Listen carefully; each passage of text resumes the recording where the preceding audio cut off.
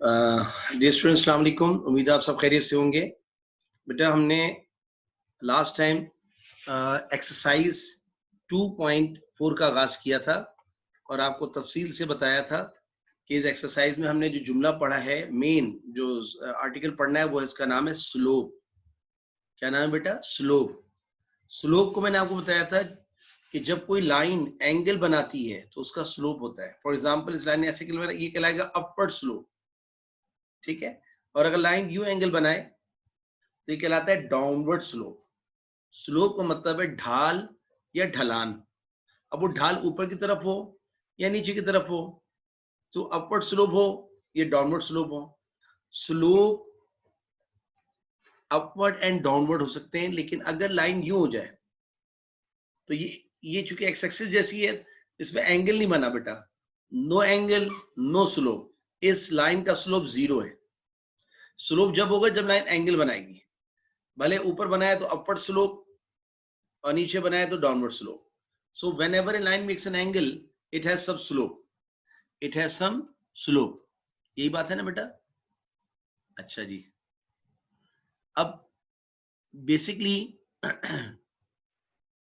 हमने करना क्या, देखिए आप यहां पर एक मिनट बेटा, यहां पर स्लोप को रिप्रेजेंट किया जाता है स्मॉल m से। किससे रिप्रेजेंट करते हैं बेटा? स्मॉल m से। अब स्लोप को निकालने के टोटल 5 फॉर्मूले हैं। तो स्लोप क्या हुआ? जब कोई लाइन एंगल बनाती है, ये देखिए इस लाइन ने एंगल बनाया फॉर एग्जांपल इससे, ये देखिए एंगल बनाया इस तरह, तो ये एंगल बना अपवर्ड, तो ये कहलाएगा अपवर्ड स्लोप, ये कहलाएगा downward slope.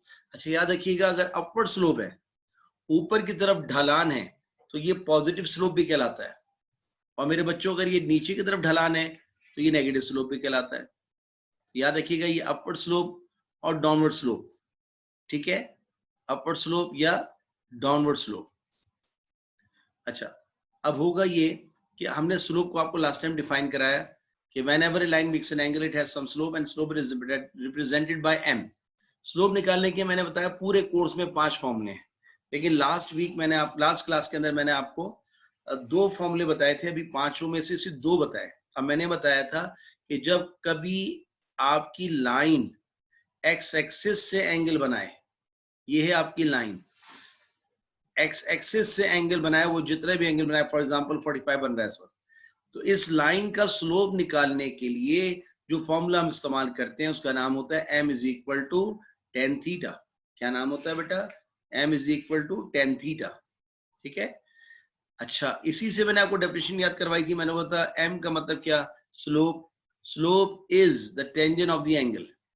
Slope is tangent of the angle. Slope is tangent of the angle. Slope is tangent of the angle. याद रह जाएगा। तो आपने डेफिनेशन भी याद करी, को पूछो व्हाट इज स्लोप, कहना m का मतलब स्लोप, इज इक्वल टू मतलब इज, टेन निकला टेंजेंट से और थीटा मतलब एंगल, तो slope is tangent of the angle. Slope is tangent of the angle.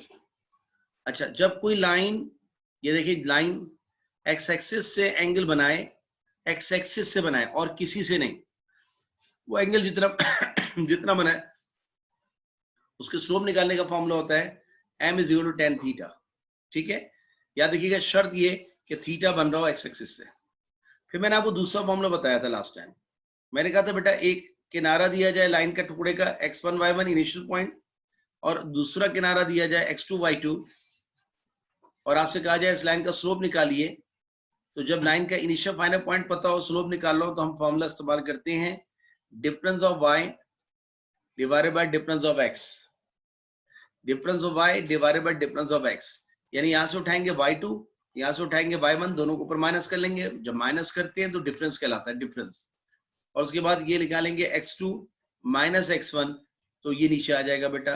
ये स्लोप निकालने का दूसरा फॉर्मूला है। ये 2 ही फॉर्मूले फिलहाल हमें अभी चलाने हैं, इसके अलावा तीसरा फॉर्मूला अभी हमने नहीं बताना आपको। फिर मैंने आपको कहा था, थैंक यू, फिर मैंने आपको बताया था कि बेटा याद रखिएगा कि अगर ये तो स्लोप की 2 बातें हो गई, तो जब कोई लाइन एंगल बनाती है तो स्लोप होता है। स्लोप ऊपर की तरफ भी हो सकता है, नीचे की तरफ भी हो सकता है। ऊपर की तरफ होगा तो पॉजिटिव आएगा, नीचे की तरफ होगा तो नेगेटिव आएगा।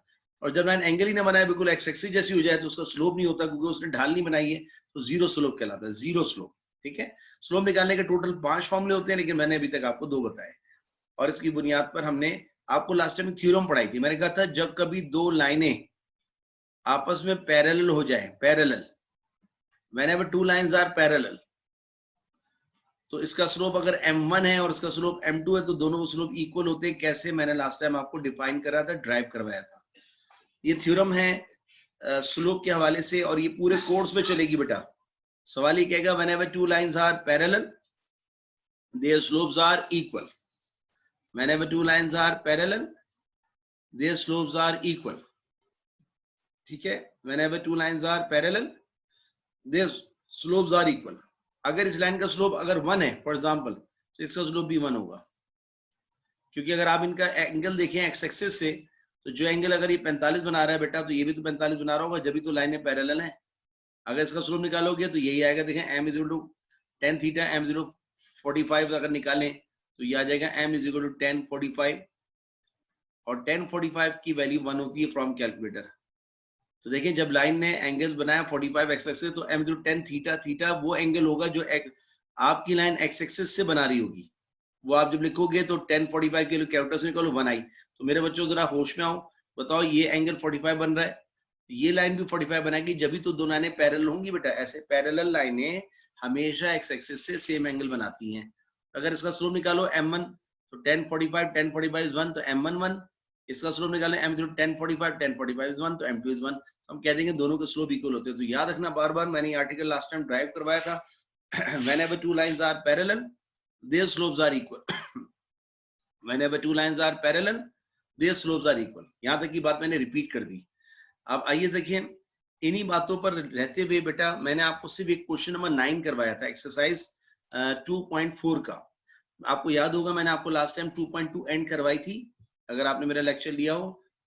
2.2 के बाद मैंने आपको 2.3 नहीं कराई, कहा बेटा एंड में देख लेंगे, इतनी नेसेसरी नहीं है, इस 31 सालों में एक दफा आई थी। ठीक है, मैं आपको करवा दूंगा, कोई ऐसा इशू नहीं है, लेकिन हम मेन काम पहले करना चाहते हैं। 2.1 2.2 हो गई बड़ी इंपॉर्टेंट, 2.3 को स्किप कर दिया फिलहाल, 2.4 की तरफ है, और 2.5 ये दो एक्सरसाइज इंतहाई इंपॉर्टेंट है। आप इसके सवाल तो देखिएगा तो आपको अंदाजा होगा ये कितनी इंपॉर्टेंट है। तो मैंने आपको कहा था हम पहले 9 से स्टार्ट देंगे, और 9 से लेकर और आगे बेटा क्वेश्चन नंबर 21 तक बहुत इंपॉर्टेंट है। 9 से 21 तक, 9 से 21 तक ये 3 स्टार क्वेश्चंस हैं। अच्छा एक और बात बता दूं बेटा, मैंने आपको बताया था 9 से और 17 तक, सुन लो, 9 से और 17 तक तो छोटे सवाल आते हैं जो एग्जाम में आते हैं, तो 5 नंबर के लिए आते हैं। ठीक है, लेकिन अगर आप देखें तो मेरे बच्चों ये जो क्वेश्चन नंबर 18, 19, 20, 21 है, ये 4 बड़े सवाल आते हैं, ये लेंथी टाइप क्वेश्चन है, और अगर ये एग्जाम में आते हैं तो बेटा ये मेरी 8 नंबर के लिए नहीं आते, ये 5 नंबर के लिए नहीं आते, ये फिर कम से कम 8 नंबर के लिए आते हैं। ठीक है सर।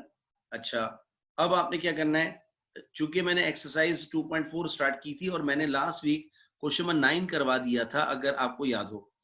अब 9 के बाद बच्चे चाहते हो 10 कराएं, तो सुन लो बेटा अभी 10 को जरा रोक दो, क्योंकि 10 के लिए जैसे ये थ्योरम ड्राइव की थी मैंने, क्या थ्योरम ड्राइव की थी, whenever 2 lines are parallel their slopes are equal.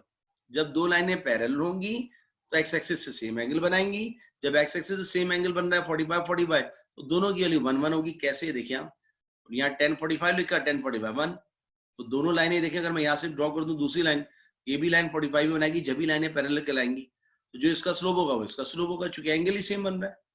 तो ये बात बार बार अपने ज़हन में बिठाओ, whenever 2 lines are parallel their slopes are equal, whenever 2 lines are parallel their slopes are equal। ये पहला आर्टिकल है, और ये इतना कीमती आर्टिकल है बेटा कि आपको पूरे कोर्स में तंग करता रहेगा, चैप्टर 2 में, चैप्टर 3 में, चैप्टर 7 में, चैप्टर 7 के बाद चैप्टर 8 के अंदर थोड़ा, और चैप्टर 5 के अंदर। तो 2, 3 उसके बाद 5, 7 और 8 कहाँ नहीं आएगा आपको अंदाजा नहीं, तो समझ लीजिए एग्जाम में इंशाल्लाह जो पेपर देंगे आप उसके अंदर ही तो आने आना है। ठीक है बेटा। अच्छा जी अब जरा सुने, होना ये है कि इस आर्टिकल के बाद मुझे एक आर्टिकल और पढ़ाना था, लेकिन उसको अभी मैं रोक रहा हूं तो अब मैं चूंकि उसको रोक रहा हूं तो आप उससे अभी उससे लिए 10, 11 नहीं कर सकता, मैं 12 और 13 करा सकता हूं आपको।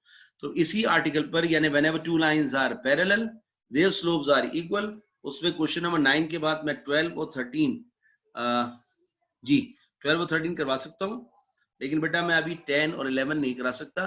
10 11 के लिए मुझे फिर आपको नया आर्टिकल देना होगा, ठीक है। आप घबराइएगा नहीं, मैं वो भी कराऊंगा। पहले मैं इस आर्टिकल पर आपको इसके एक आध सवाल और करा दूं। 2.4 का क्वेश्चन नंबर 9 करा चुका हूँ, 10 11 अभी रोक दिया, उसके लिए आर्टिकल पढ़ाना पड़ेगा। मैं पहले क्वेश्चन नंबर 12 कराने जा रहा हूँ। अनदर 3 स्टार क्वेश्चन, बहुत पूछा गया सवाल, सुनिएगा। कहता है यूजिंग स्लोप्स। ओहो, इसका मतलब ये हुआ कि सवाल स्टार्ट हुआ नहीं, सवाल ने कंडीशन लगा दी। एक आनंद साहब जो भी सॉल्व कीजिएगा किसकी मदद से कीजिएगा? स्लोप की मदद से।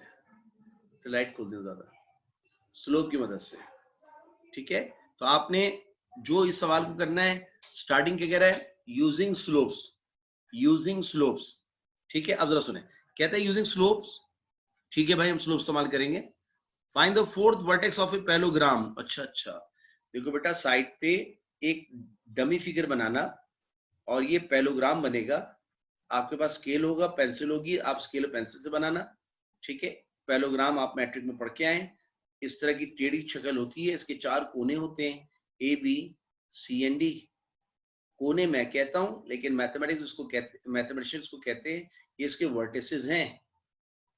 एक अकेला बोला जाए तो वर्टेक्स ए कहलाता है, अकेला बोला जाए तो वर्टेक्स बी कहलाता है, अकेला बोला जाए तो वर्टेक्स सी कहलाता है, लेकिन एक साथ बोले जाए तो vertices A B C and D कहलाते हैं।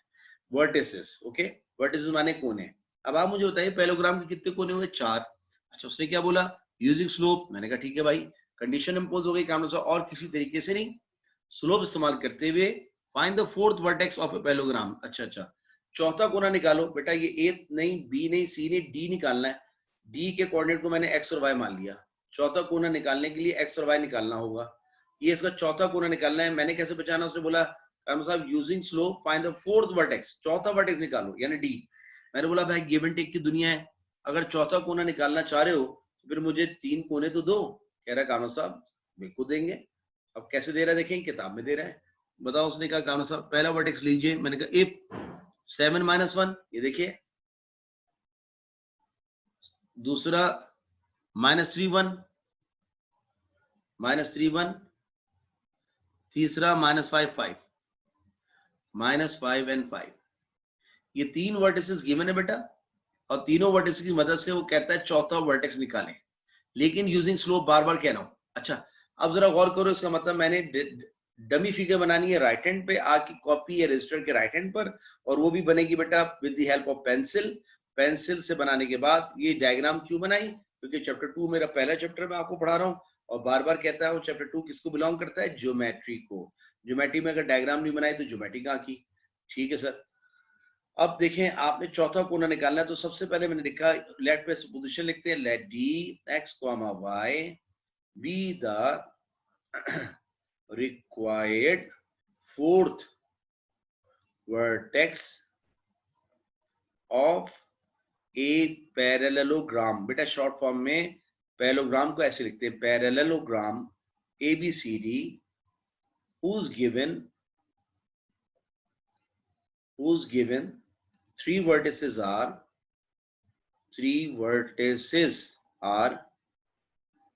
A 7, -1, B -3, 1 and C -5, 5।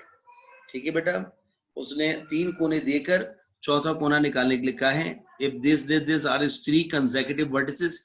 बेटा कंसेक्यूटिव का मतलब लगातार, लगातार का मतलब अगर ए ये है तो अगला लगातार बी और सी दे रहा है। लगातार मतलब ए के बाद बी, बी के बाद सी, लगातार, कंसेक्यूटिव।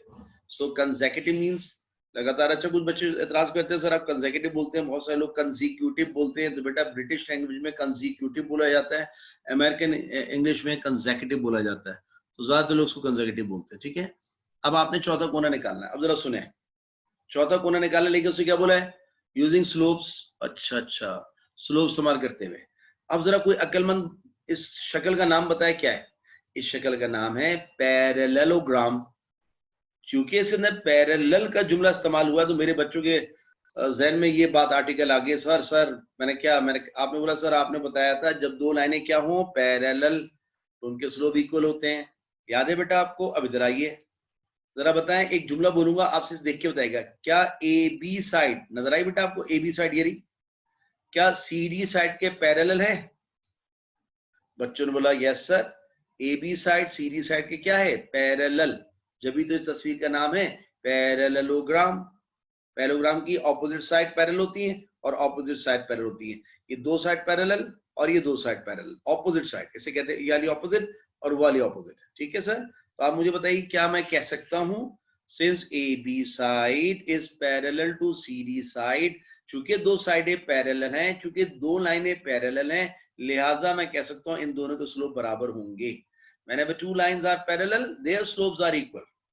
ये मैंने लास्ट टाइम ड्राइव किया था, तो हमने क्या लिखा? सिंस, बहुत important question, A B side या line is parallel to C D side या लाइन, देयरफॉर ये दो लाइनें जब पैरेलल हो तो इनके स्लोप आपस में बराबर हुआ करते हैं। स्लोप ऑफ पहली लाइन कौन सी है? A B line is will be equal to slope of, is equal to sorry slope of C D. देखिए यहां से पढ़े, since two lines are parallel therefore their slopes are equal, है ना बेटा? ये देखें तस्वीर से देख लीजिए, हमने कहा क्या ए बी साइड, ये साइड है यानी लाइन है, और ये सी डी लाइन क्या आपस में पैरेलल है? ये बच्चों ने बोला यस सर है। मैंने बोला अगर हैं तो समझ जाइए उनके स्लोप्स आपस में बराबर लिए जाएंगे। ना लाइनें पैरेलल होती ना हम स्लोप को इक्वल लेते। आइए, तो अब मुझे बताइए यहाँ किसका स्लोप निकालेंगे? देखिए इधर एक मिनट बेटा, मैं इसको बिठा दूं। अब जरा वापस आइए, चूंकि A B side C D side के पैरेलल है, यानी दो साइडें लाइनें पैरेलल है, लिहाजा इनको स्लोप्स आपस में बराबर है। ठीक है बेटा, अब देखें यहां निकलेगा स्लोप ऑफ ए बी। होश में आ जाओ, ए पहले लिखा है, बी बाद में लिखा है, लिहाजा ए को इनिशियल मानेंगे और बी को फाइनल मानेंगे। ये देखें, ए को इनिशियल माना मैंने और मेरे बच्चों बी को फाइनल माना। अब सबकी निगाह ए और बी पर आ गई, क्योंकि A B line C D line के पैरेलल है। तो पहले ए बी का स्लोप बताओ, फॉर्मूला क्या कहता है स्लोप? ये देखिए ये वाला फॉर्मूला लगेगा, ये वाला दूसरा वाला। मैंने कहा था सबसे ज्यादा फॉर्मूला इन पांचों फॉर्मूलों में, जो अभी तक सिर्फ दो ही फॉर्मूले स्लोप निकालने के बताएं, सबसे ज्यादा फॉर्मूला यही लगेगा, difference of Y divided by difference of X. Difference of Y divided by difference of X. ये देखिए बेटा, अब मुझे बताइए यहाँ आएगा स्लोप ऑफ ए बी। तो अब बताओ स्लोप निकालने फॉर्मूला y2 माइनस y1। यहाँ बताओ बेटा y2 क्या है? 1। एक मिनट, यहाँ लिखा मेरे बच्चों ने 1, y2 माइनस फॉर्मूले का माइनस y1। बताओ y1 क्या है बेटा? -1। अच्छा अच्छा, तो मेरे बच्चों ने कहा सर ये वाला माइनस वाला माइनस माइनस माइनस प्लस हो जाएगा, upon x2 minus x1। x2 minus, what is x2? मैं स्टार बनाया था, x2 इज -3, x2 इज -3, फॉर्मूले का minus, x2 minus x1। What is x1? x1 is 7। अब स्लोप ऑफ सी डी, बेटा अब सी पहले बोल रहे हो और डी बाद में बोल रहे हो। जो पहले बोला जाता है वो इनिशियल पॉइंट कहलाता है, तो सी हो जाएगा x1 y1, और जो बाद में बोला जाए वो फाइनल पॉइंट कहलाता है x2 y2। बताओ स्लोप निकालने का फॉर्मूला, जब लाइन के दोनों किनारे पता हो तो क्या होता है? y2 minus y1। पढ़ो बेटा, what is y2? y2 is y minus 5। Okay, I will write y minus 5। ये देखिए ऊपर आ गया y minus 5 upon x2 minus x1। What is x2? x2 is x minus x1। अरे माइनस माइनस तो plus हो जाएगा, तो x प्लस 5। ठीक है बेटा, x plus 5, x2 minus x1। What is x2? x2 is x minus फॉर्मूले का, और ये x1 is -5, तो माइनस माइनस प्लस 5। ओके, अब बताओ 1 जमा 1 ऑफ कोर्स 2 होता है, 2 होता है, अपॉन माइनस का 3 माइनस का 7 माइनस का 10 is equal to y minus 5 over x plus 5। ठीक है, अब बताओ कैंसिल हो जाएगा, 2 1 2 2 5 10, सो इट विल बिकम क्या आ जाएगा? 1 upon -5 is equal to y minus 5 upon x plus 5। अब क्रॉस मल्टीप्लाई कर दो बेटा, ये डिवाइड हो रहा है वहां जाके मल्टीप्लाई, और ये यहाँ मल्टीप्लाई होता है वहां जाके, सॉरी यहाँ डिवाइड होता है वहां जाके मल्टीप्लाई, क्रॉस मल्टीप्लाई। ये वहां जाके x प्लस 5 1 x प्लस 5, बेटा इसको क्रॉस फेंक दिया वहां पे, तो x प्लस 5, और ये वहां चले जाएगा, क्या आएगा? -5 इंटू y माइनस 5। ये हो जाएगा x plus 5 will be equal to, मुलाकातें कराते हैं, माइनस का 5y minus minus plus 25। Sir याद रखिएगा ये एक इक्वेशन आ रही है, लेकिन ये बिखरी हुई इक्वेशन है। बिखरी हुई इक्वेशन जब कहता हूं, जब उल्टे हाथ पे भी x और सीधे हाथ पे y हो, सॉरी सीधे हाथ पे भी x हो, या दोनों तरफ अब आप देखिए यहाँ x है, यहाँ y से कहना अंदर आ जाओ। याद रखिएगा अल्फाबेटिकल ऑर्डर में पहले x आता है, बाद में y आता है। जो पहले आता है वो बड़ा होता है। जैसे मैं आपसे पहले आया, मैं आपसे बड़ा हूँ, ठीक है। आप मेरे बहुत बाद आया, मुझसे छोटे हैं, तो x दुनिया में पहले इजाद हुआ था इसलिए बड़ा है, y छोटा है इसलिए कि वो बाद में इजाद हुआ था।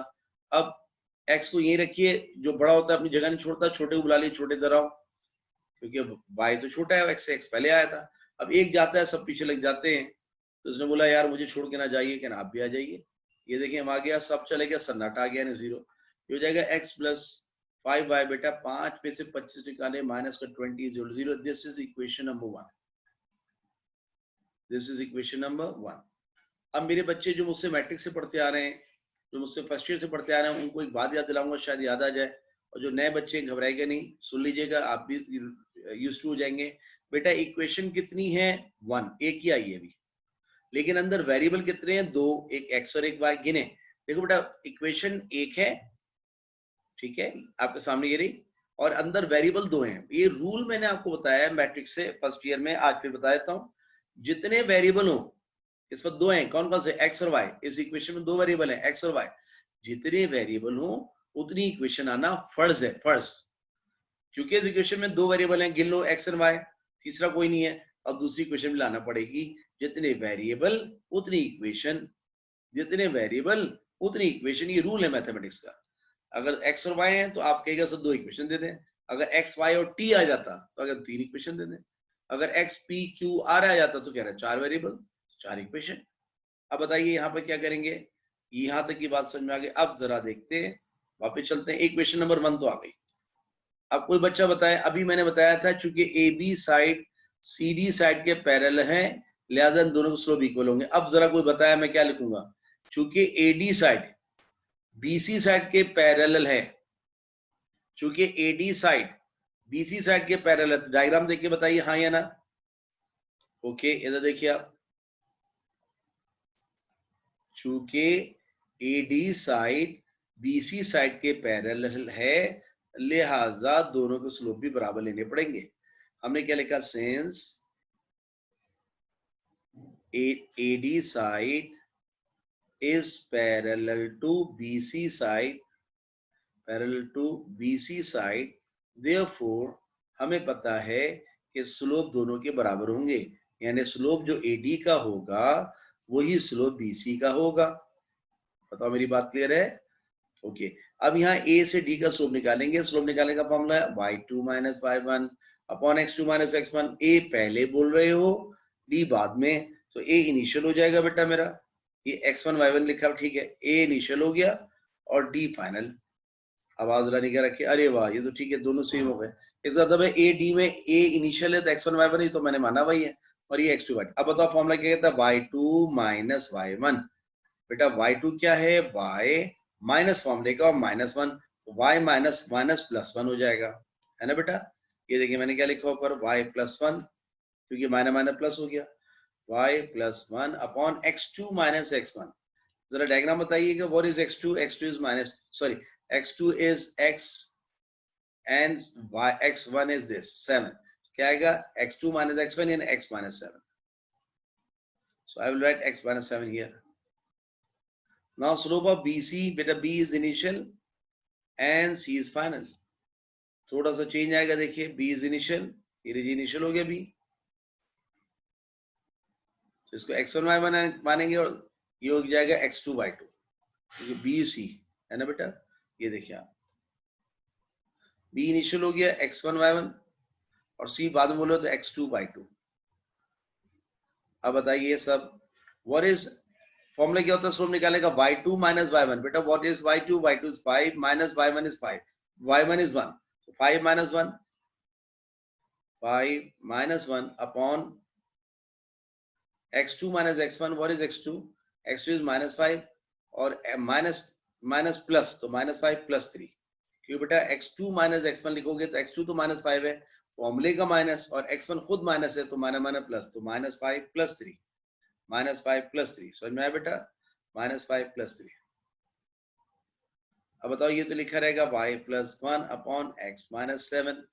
अब बताओ 5 में से क्या 4 और -5 + 3 -2, 2 1 जा 2 2 जा, बताओ क्या बचा मेरे बच्चों? ये बचा y + 1 upon x - 7 will be equal to -2, क्योंकि बेटा अपॉन 1 लिखते नहीं, 2 डिवाइड बाय 1 इज 2 और माइनस बेटा बीच में इसके साथ आ जाएगा। अब y + 1 यही लिखा रहेगा, ये चला जाएगा, यहाँ से डिवाइड हो रहा था वहां जाके मल्टीप्लाई, क्या हो जाएगा बेटा? -2 इंटू x - 7, ये क्रॉस मल्टीप्लाई हो गया, क्या आ जाएगा बेटा? y + 1 will be equal to, खोल दीजिए इसको, क्या आएगा? -2x माइनस प्लस का 14। सर इसको नेगेटिव को तो ले जाएं क्योंकि x दुनिया में पहले आया बाद में आया, तो जो पहले आता है बेटा उससे पॉजिटिव रखना फर्ज होता है, तो इस -2 इसको उधर ले जाइए। अच्छा ऑलरेडी वहाँ y है, ये +1 भी है, इसने कहा मुझे छोड़ के ना जाओ, ये वहां आ गया -14 और बेटा सब चलेगा तो 0, क्या आएगा? 2x + y, 2x + y, okay. और मेरे बच्चों बताओ 1 में से 14 गया, छोटी रकम में से बड़ी रकम निकालते हो, आंसर माइनस आता है। ये लीजिए question number 2 has been obtained. अब बच्चे थोड़े खुश हो गए क्योंकि सर कामने ने बताया था जितने वेरिएबल उतनी इक्वेशन। देखिए इसके अंदर भी 2 वेरिएबल है x और y, तो एक इक्वेशन ये रही, एक इक्वेशन ये रही, इसमें भी 2 वेरिएबल x y, देखें इक्वेशन ये रही, इक्वेशन वो रही। अब मुझे इन दोनों से खेलकर x और y निकालना है, इसे कहते हैं इन दोनों को साइमल्टेनियसली सॉल्व करके। ये जो कह रहा है दोनों से मिलकर हम x और y निकालेंगे, उर्दू में बोल रहा हूं, दोनों से मिलकर हम x और y निकालेंगे, इसको कहते हैं दोनों को साइमल्टेनियसली सॉल्व करके x y निकालेंगे। अब मुझे x मिल जाए पहले y मिल जाए, ये कोई हार्ड एंड फास्ट रूल नहीं है, जो दिल चाहे निकाल लो। अब जरा कोई मुझे बताए, अगर मैं x निकालना चाहूँ तो y से बोलूंगा जाओ। अब जरा मेरे बच्चों इसको फोकस करो, मैं ऐसे बना देता हूँ, ये पढ़े सबके सब, x निकालना चाहता हूँ, x के लिए y से बोलूंगा जाओ। जैसे दिन देखना चाहता हूँ तो रात से बोलता हूँ जाओ, जैसे मैथ पढ़ना चाहता हूँ तो बाकी सारे सब्जेक्ट से बोलता हूँ जाओ, है ना? तो अब मुझे x निकालना है, तो मुझे बच्चों ने कहा सर y का करें। अच्छा यहाँ पढ़े क्या है? पाई बाय, फिर पढ़े पाई बाय, फिर पढ़े पाई बाय, फिर पढ़े पाई बाय। अब बताओ क्या यहाँ पाई बाय है? ओहो ये तो नहीं है, क्या करें? बच्चे ने बोला कोई घबराने की बात नहीं, इक्वेशन 2 को 5 से मल्टीप्लाई कर दें।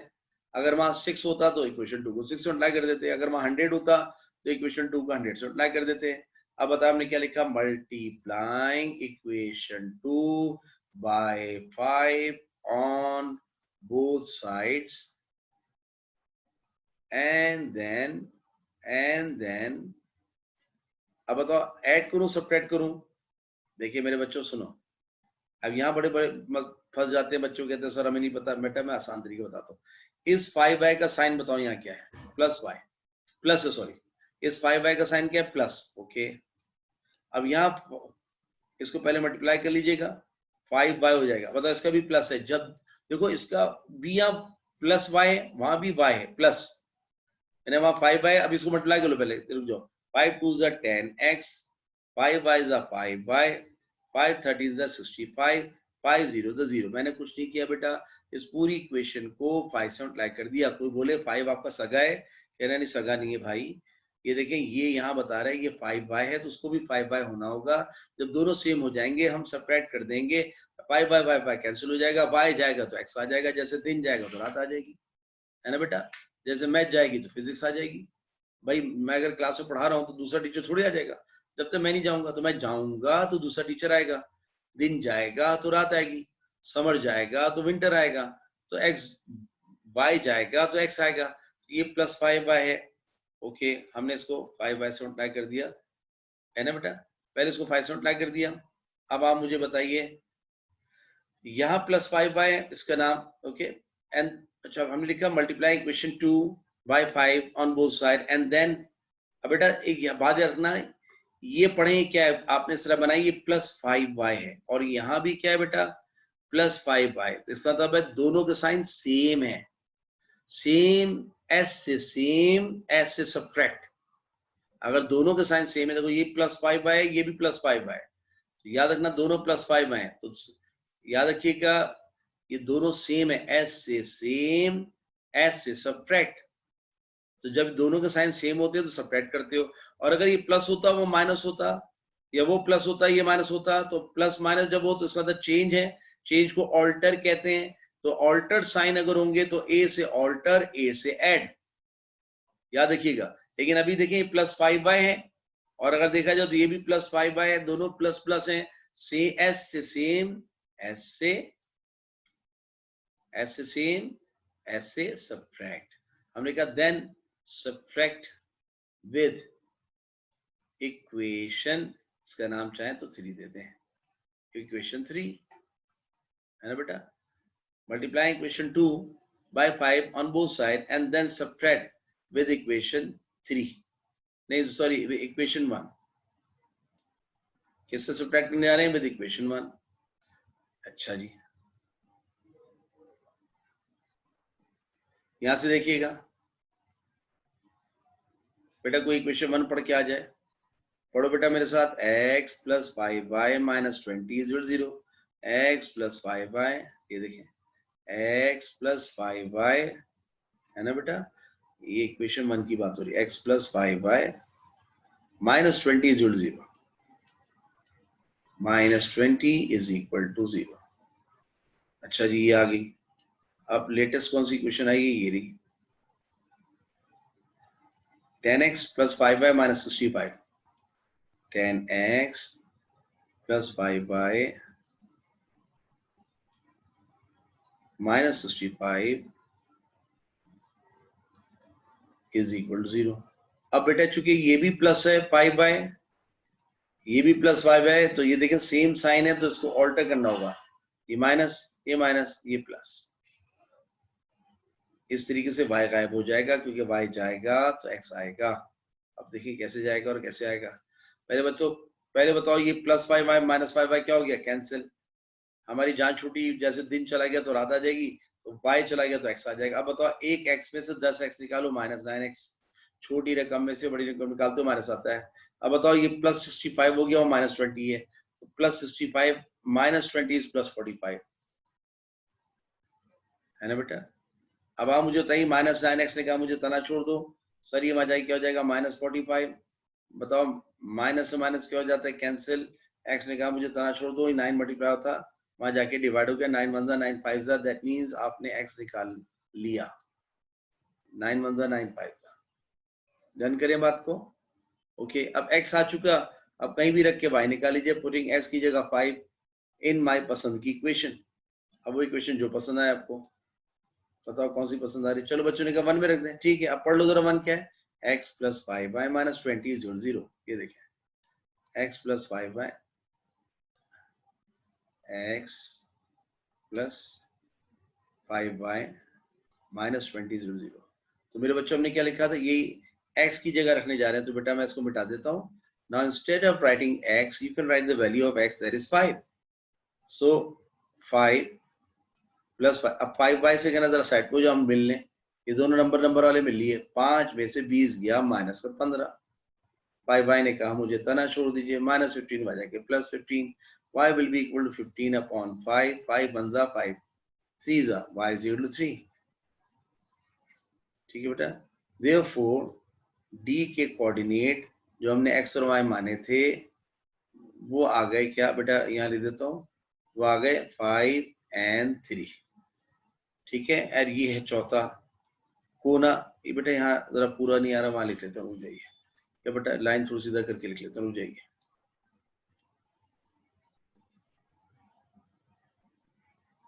Therefore d जो आपने x और y माना था, अब मुकम्मल हो गया, क्योंकि x आपको 5 मिल गया और y आपको 3 मिल गया। क्या रिक्वायर आंसर? लेंदी क्वेश्चन है इसलिए इंपॉर्टेंट है बेटा, लेकिन मैं उम्मीद करूंगा आपको बहुत अच्छी तरह समझ में आया होगा। तो याद रखिए, whenever two lines are parallel, their slopes are equal। और उसने हमें कंडीशन इंपोज की थी, using slope find the fourth vertex. मैंने स्लोप इस्तेमाल करते करते आपका चौथा कोना निकाल दिया। ठीक है सर, उम्मीद है आपको मेरी बात समझ में आएगी। क्वेश्चन बहुत इंपॉर्टेंट है, मैंने 3 स्टार लगाया हुआ है और आपको पता है ये एग्जाम में आता है। ओके, ये हो गई बात। ठीक है बेटा, मैंने फिर बता दूं आपको, मैंने 9 क्वेश्चन कराया था, 10 11 अभी रोके हुए, उसके लिए आर्टिकल चेंज है। अभी मैं उसकी आर्टिकल लगाऊं, whenever two lines are parallel, their slopes are equal। और ये सवाल हमारा बड़ा इंपॉर्टेंट इस नतीजे में कंप्लीट हो गया। ठीक है, तो बेटा आप जब मेरे लेक्चर लेंगे, रिकॉर्डेड लेक्चर है, तो जाहिर सी बात है इस लेक्चर को पहले गौर से देखिएगा। जब कंप्लीट हो जाए तो आप चाहें तो उसको फिर गूगल सर्च पे बार बार देख सकते हैं जब तक ये पक्का ना हो जाए। ठीक है सर, इस तरीके से ये सब हुआ और उसके बाद ये होते होते ये देखिए ये आंसर आ गया। कोई इतराज तो नहीं आपको? So this is your required answer. अब इसी आर्टिकल को ध्यान में रखते हुए एक मिनट रुक जाए बेटा।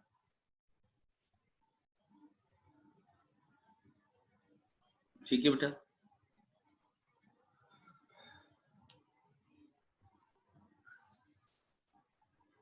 अच्छा इसी आर्टिकल पर 12वें सवाल के बाद हम क्वेश्चन नंबर 13 कर सकते हैं। कहते हैं find the slope of the line through the mid point of A this and B this. रुक जाइए, कहता है उस लाइन का स्लोप निकालना जो मिड पॉइंट से स्टार्ट ले रहा है, उस लाइन का जिसका एक किनारा ए जो है वो -4,4 दिया हुआ है और दूसरा किनारा जिसे आप बी कह दें, बी दिया बस ने, एंड बी इज 2,2। अच्छा सुनो, ये है लाइन का टुकड़ा जिसका एक किनारा -4,4 है और दूसरा किनारा 2,2 है। कहता है इसका मिड पॉइंट से एक लाइन का आगाज होगा। और मैं जानबूझ के बेटा ऐसे बना रहा हूं ताकि आप पैरेलल ना समझ जाए, थोड़ा टेढ़ा बना दीजिएगा इस लाइन को। कई बच्चे को अभी फिलहाल वो कहीं आप इस लाइन को पैरेलल ना समझ जाए, पैरेलल का जुमला कहीं इस सवाल में इस्तेमाल नहीं हुआ, लिहाजा मैंने भी ऐसे बना लिया। देखिए कहते हैं फिर आगे एक और लाइन है जिसका एक किनारा सी आपको दे रहा हूं और वो सी किनारा क्वेश्चन नंबर 13 में है बेटा। It is given 5,3, okay, and the last point D of this line is -3,2। ये गिवन है बेटा, ठीक है। अगर आपके पास बुक हो तो आप देख सकते हैं। कहता है वो लाइन का टुकड़ा जिसका आगाज ए और बी से हो, उसके मिड पॉइंट से हो, और दूसरी लाइन जिसका किनारा सी और डी है उसके 3/5 वे पे कट कर रही है। 3/5 वे।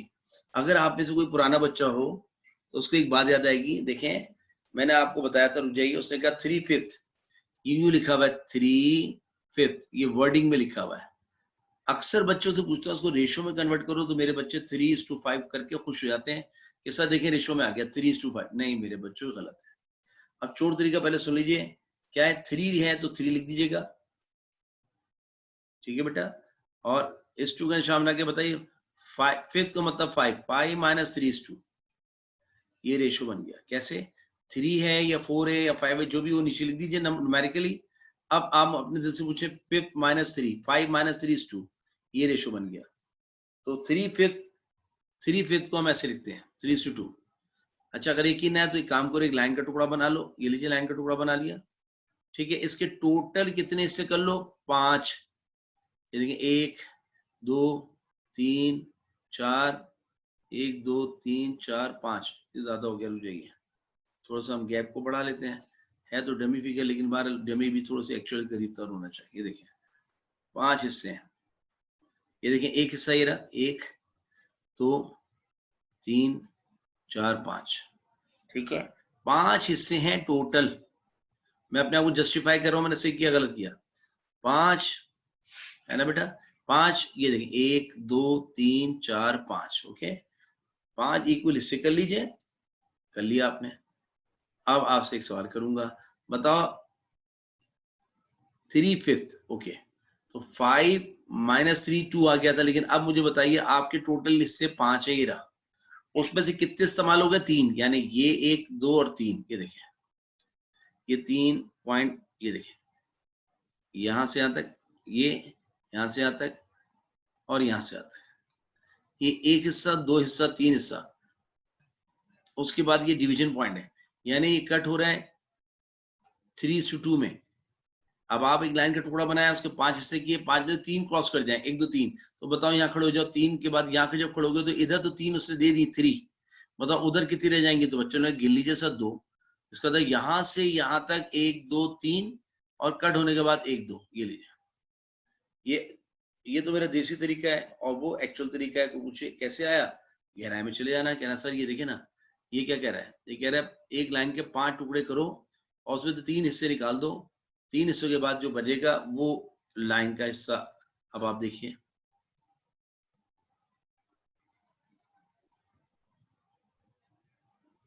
एक दो तीन चार पांच, ओके। तो कट होने से पहले कितने हिस्से बेटा गिन लो, 1 2 3। कट होने के बाद कितने हैं, 1 2, फिर 3:2 का रेशो बन गया। इसका मतलब है उसने बोला था कामना साहब एक लाइन का स्लोप निकालें, find the slope of the line. मैंने कहा कहाँ है वो लाइन, कहना वो लाइन का आगाज होगा ए और बी लाइन से और इख्तिताम होगा 3/5 वे। अब बताओ 3/5 को न्यूमेरिकली क्या लिखोगे, 3:2। ये देखिए 3:2। मेरे बच्चों ने लिखा यहाँ 3 मतलब ज्यादा, ये देखिए 3:2। अब आप बताइए आगे पढ़ते हैं उसने क्या लिखा, कहता है find the slope of the line. Okay, उस लाइन का स्लोप निकालो, सुनना बेटा मेरे जुमले, उस लाइन का स्लोप निकालो जिसका आगाज होगा ए बी लाइन के मिड पॉइंट से और इख्तिताम होगा सी और डी के 3/5 वे पर। 3 मतलब ज्यादा, ये देखें। फिर ये है, इसका आपने स्लोप निकालना है। क्या निकालना है, स्लोप। स्लोप को एम से रिप्रेजेंट करते हैं। मेरे बच्चों ने फौरन एतराज किया, सर मैंने बोला क्या हुआ, क्या सर आपको ए बी सी डी दिए में इसका नाम ई दे दें, ई के कोऑर्डिनेट एक्स और वाई, और इसका नाम एफ दे दें, एफ के coordinate X dash Y dash. एक मिनट में सही तरह लिख दूं, क्यों डैश लगा रहा हूं आपको पता है, क्योंकि बेटा उसको अगर एक्स वाई मान लिया तो अगली चीज को एक ही सवाल में दोबारा नहीं मानते। इसे मान लो X dash comma Y dash, जान हो गई बात। लेकिन मेरे बच्चों ने कहा सर आपको तो ना ई पता है ना एफ पता है, जब तक ई और एफ नहीं पता होंगे तो ये जो रेड लाइन मैंने बनाई है इस लाइन का स्लोप कैसे निकालेंगे। ओहो, मैंने कहा ये भी सही है, क्या करूं। एक मिनट बेटा, सबसे पहले मैंने लिखा let E capital S capital Y be the mid point, ये मैं नहीं कह रहा सवाल में लिखा, be the mid point of line joining A this and B this। ठीक है बेटा, ओके। ये बेटा सही तरह लिख दूं मैं, -4,4। ठीक है भाई, अब जरा रुक जाओ। उसने कहा है कामरान एक लाइन का स्लोप निकालो। मैंने कहा भाई किस लाइन का, कह रहा है उस लाइन का जिसका आगाज हो रहा है ए बी के मिड पॉइंट से, देखिए रहा, और इख्तिताम हो रहा है सी और डी के 3:2 के रेशो में। अब आपने इस लाइन का स्लोप निकालना है, लेकिन इस लाइन का स्लोप जब मिल सकता है ना बेटा, जब इसका इनिशियल पॉइंट पता हो और फाइनल पॉइंट पता हो। तो हम लगा देंगे y2 minus y1 upon x2 minus x1। ना मेरे बच्चों को e पता है ना मेरे बच्चों को f पता है, अभी मिल जाएगा आपको। पहले e की बातें कर लेते हैं, सब मिलके बताओ क्या e ए बी का मिड पॉइंट है। ठीक है, तो हम लिखा since e is the mid point of line joining, बल्कि एक काम करते रुक जाइए, ये तो हम सब लिख चुके हैं ना ऊपर, दोबारा लिखे, इसको दोबारा नहीं लिखे, शॉर्ट कर लेते हैं इसको बेटा। ये देखिए यहाँ शॉर्ट कर लेते हैं, फॉर ई, बेटा सारी चीज तो मेंशन कर चुका हूं, अब दोबारा दोबारा मेंशन नहीं करें।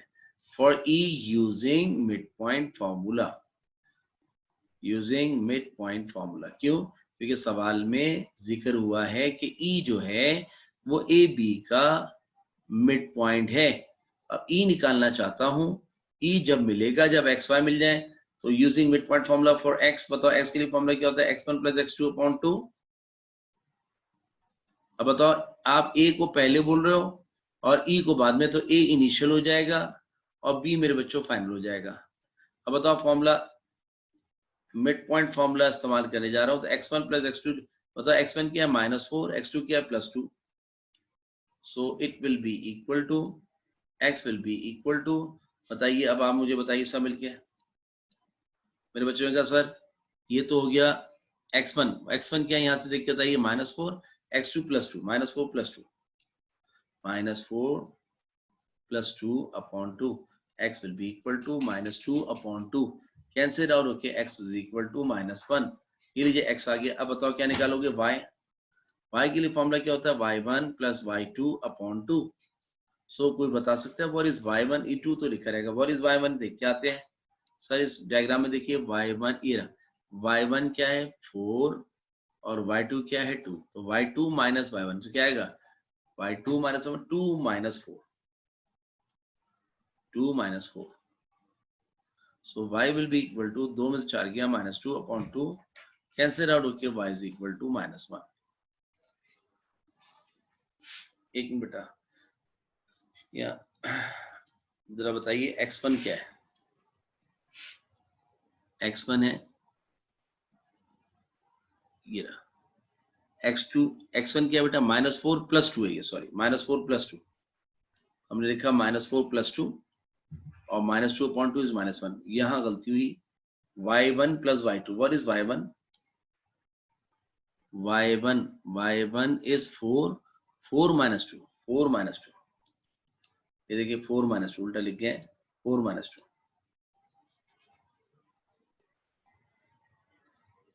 4 - 2, बेटा बताओ 4 में से 2 गया 2, 2 divide by 2 is 1, so it is 1, therefore आपने देखा E के कोऑर्डिनेट जिसको आपने कैपिटल X कैपिटल Y माना था, मिड पॉइंट फॉर्मूला लगाने के बाद हमें मिल गया -1, 1, ये तो E आ गया, यानी हमने इस लाइन का E निकाल लिया, ठीक है।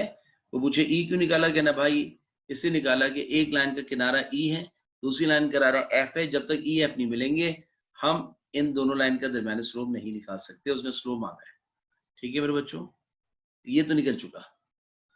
अब आ जाइए F पर, क्या F CD लाइन को 3:2 के रेशियो में कट कर रहा है, ओके, हमने कहा since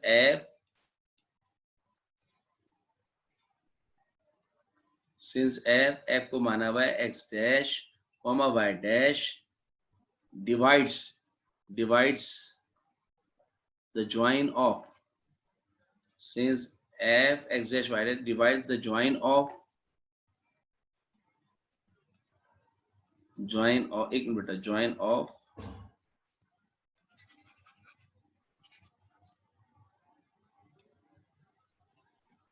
divides the join of क्या बेटा, C this and D this in the ratio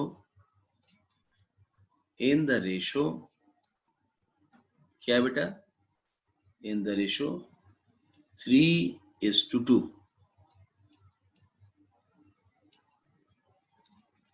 3:2।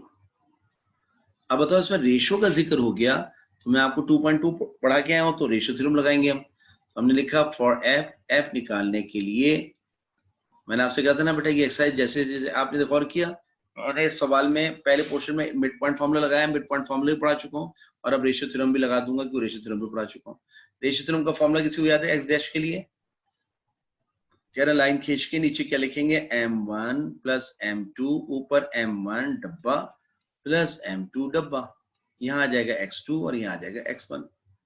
बेटा अब जरा बता दें सी के कोऑर्डिनेट क्या थे, सी के कोऑर्डिनेट थे, डायग्राम से बताइएगा, सी के कोऑर्डिनेट थे बेटा क्या, सी के कोऑर्डिनेट है, ये हो जाएगा x1 y1, ये हो जाएगा x2 y2। बताओ 5 3 है, सी के कोऑर्डिनेट 5 3, यहाँ मैं लिखूंगा 5, 3, और डी के कोऑर्डिनेट क्या है, -3, -2।